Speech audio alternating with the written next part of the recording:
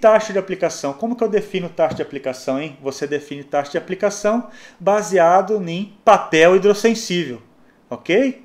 Use papel hidrossensível. Se está atingindo adequadamente, o papel hidrossensível vai mostrar. Então, evite usar taxa de aplicação mais baixa do que 70 litros por hectare. Evite. Mas às vezes também não é preciso você usar 250 litros por hectare na soja. É um exagero. Quando você usa 300 litros por hectare na soja, vai escorrer. Tá? Por quê? Porque, olha só, a folha, eu gosto de falar essa palavra, a folha é uma caixa d'água. Ok? A partir do momento que a caixa d'água exceder o limite, vai vazar.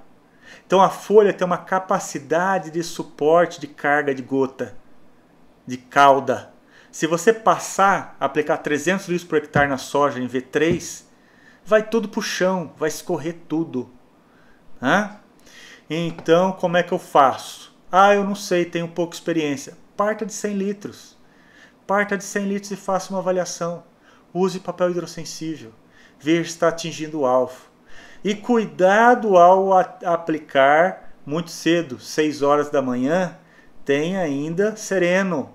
Porque esse sereno ainda é água.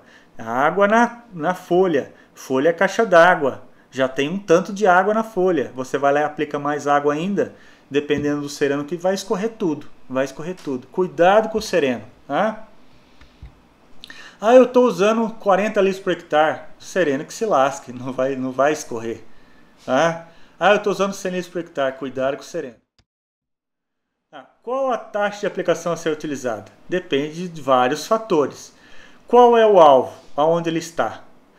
Qual é a ponta que eu vou usar? Eu vou usar uma ponta de extremamente grossa.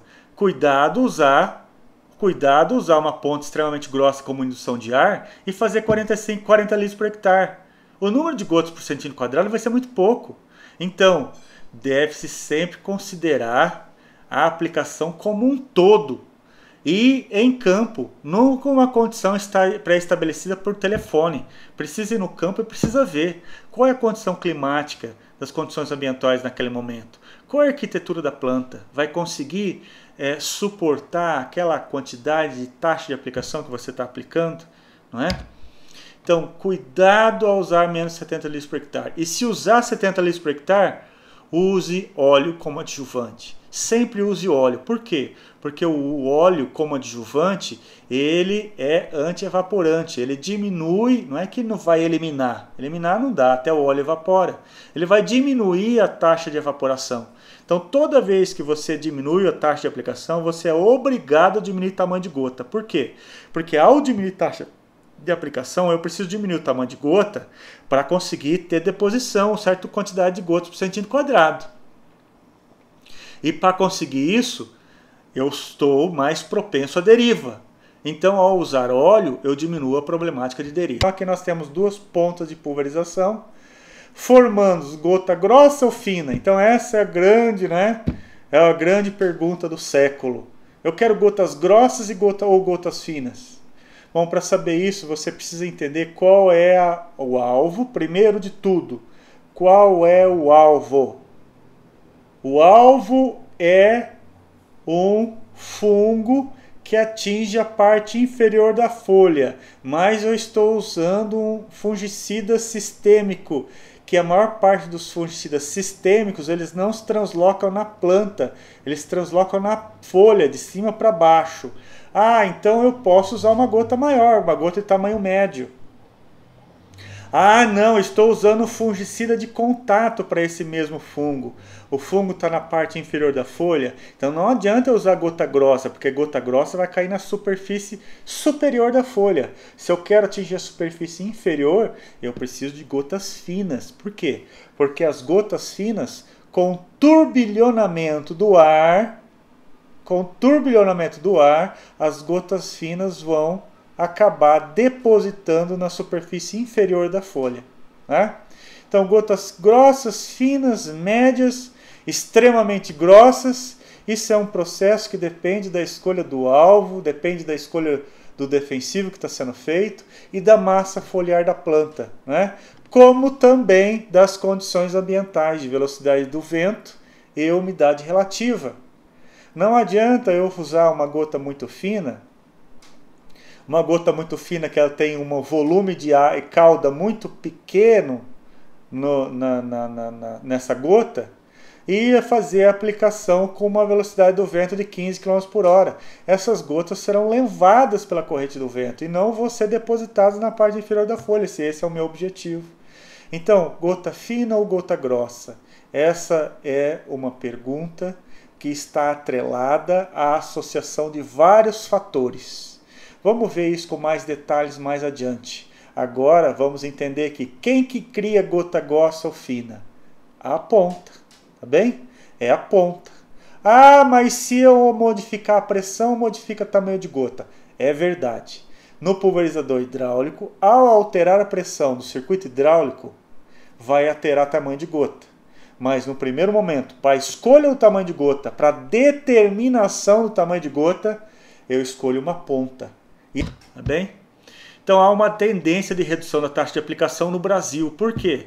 Porque o agricultor ele tem 5 colhedoras. Vai lá no barracão dele, ele tem 5 colhedoras de R$1 milhão. Mas ele tem um pulverizador só. E quer que o pulverizador só consiga dar conta de 6.000 hectares. Então isso é uma cultura no Brasil que eu não sei de onde tiraram. É comum o agricultor ele fazer uma comparação de colhedoras como eu tenho uma Ferrari. Então o cara tem 5 colhedoras porque ele gosta de mostrar uma coisa grande, né? Uma coisa que chama atenção. Mas veja, a grande maioria das operações agrícolas, colhedores ele vai fazer uma vez só. Pulverização ele vai fazer 5 vezes, 8 vezes, o algodão 12 vezes ele vai passar no talhão. Então qual é a máquina mais importante do processo produtivo? Cada uma tem a sua importância, mas o pulverizador ele usa muito mais frequente. Então ele precisa, e às vezes o agricultor ele tem um pulverizador só. E para ele conseguir cobrir 5.000 hectares em 5 dias, ele precisa pulverizar pouquinho, e correr a 30 km por hora, né?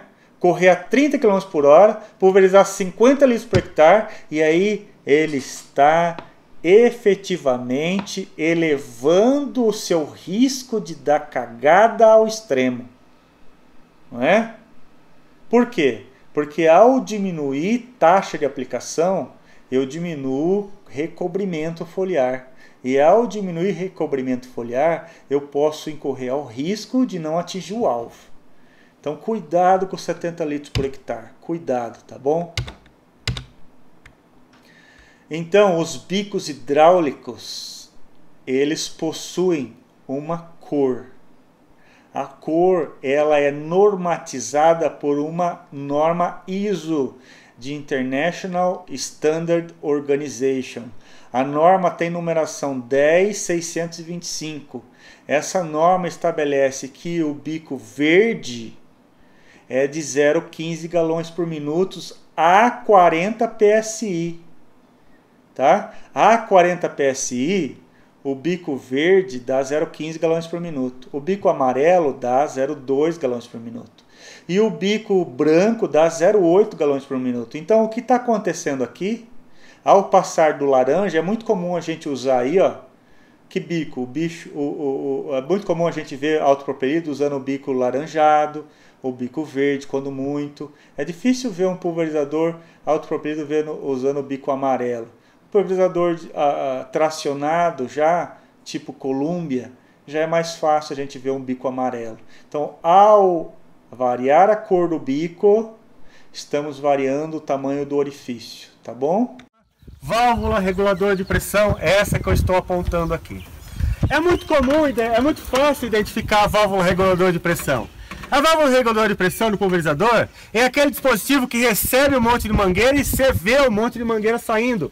E na grande maioria das vezes está associado com um manômetro perto. Então é fácil identificar. Você olha, onde é que está chegando mais uma mistureira de mangueira e tem uma... É ali provavelmente a válvula. Então nesse caso, essa aqui eu estou apontando, é a válvula reguladora de pressão. E é muito importante saber o que a válvula de regulador de pressão faz. Porque veja você, a bomba ela vai recalcar com toda a energia, aquele volume de água para frente no circuito hidráulico. E é a válvula reguladora de pressão que vai regular aquela vazão que vai seguir adiante no circuito hidráulico até chegar na ponta. Ou seja, é a válvula reguladora de pressão que é a capaz e que faz a regulagem da vazão das pontas.